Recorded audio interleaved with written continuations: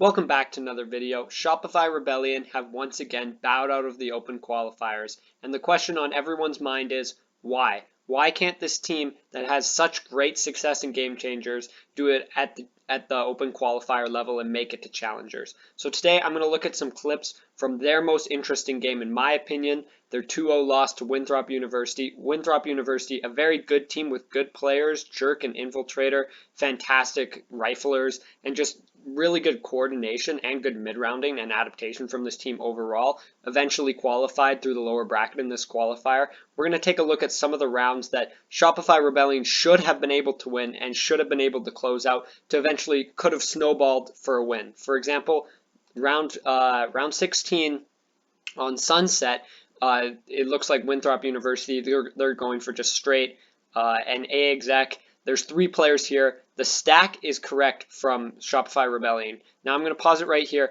We've got 3 players. Alexis hiding in the smoke. We've got Mel and Fluorescent behind this box here. They should be able to hold this choke point down. There's nobody coming from back halls. There's a Viper Orb there. They shouldn't be worrying about it. However, Infiltrator runs through the smoke, takes a 1v1 against Mel. Fluorescent is nowhere to be seen. Alexis is flashing in the smoke meanwhile, and then peeks out. She'll peek out and die. Floor will get 1. And then unfortunately we'll whiff here. This could have turned the round around as well, but it's still, at the end of the day, a 4v2 post plant that should be, winnable 80% of the time for the attacking side. It's just rounds like these that make you really just question Shopify Rebellion as a whole, because as I've said before, they're one of my favorite teams to watch. I love their mid-round adaptations. I love the set execs they come up with. They play with such a flow, such a rhythm. However, there's some rounds you think this isn't the same team playing. The peaks are so high and the lows are so low. Like if we look at this round, another huge pivotal swing round on Ascent, which they ended up losing 13-7. Alexis will get this first pick here, Cat, with a good one-way from Mel. Just good default stuff. A big pick here, and then we'll see, and eventually it'll be a 5v3 on an eco round. Now this is a round that should be, I would say 99% of the time a team should win this round. If 5v3 on an eco round. However, Alexis goes down to an overpeak, and Mel will do the same because they really want to hold on to tree. I would just straight up say if I'm Shopify, get out of tree. You don't need to contain it. And even Floor is aggressing there. They could have tried to take a 2v1 on her. I just think this Shopify Rebellion team, they play a little too aggressive sometimes and try and stick to their game plan a little too much, I'd say.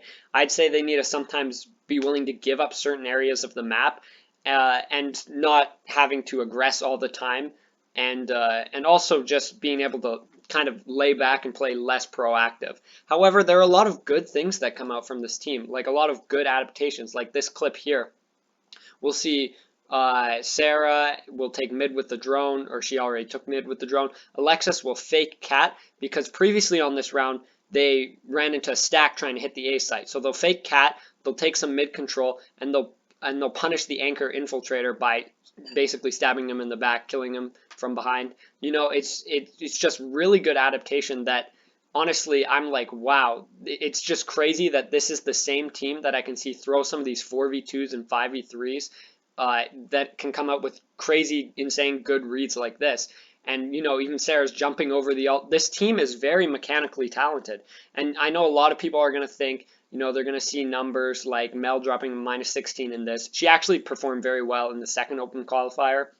So I don't think anybody should be, questioning her mechanical ability. But they're going to see stuff like this, Fluorescent -7 in first kills, and they're going to be like, there needs to be a change. However, I think this Shopify roster can do it. I don't think there needs to be a change, and I hate when people say sometimes that there needs to be a change when there really doesn't. This is a lot of individual mistakes that can be cleaned up in a VOD review, and also probably are just coming out because this team is stressed. They want to qualify for challengers. They know there's a lot of pressure on them. Like, they're representing basically an entire community that is rooting for them. They don't want to let them down. So honestly, I'd say the biggest thing for the Shopify Rebellion team is to change a little stylistically, be a little less proactive, a little less aggressive, and really rely on some of those defaults a little more, like optic style, where teams can't necessarily anti-strat you, because there's a lot of footage out on Shopify Rebellion. And I just say they need a sports psychologist just to, settle these guys down, or settle these players down,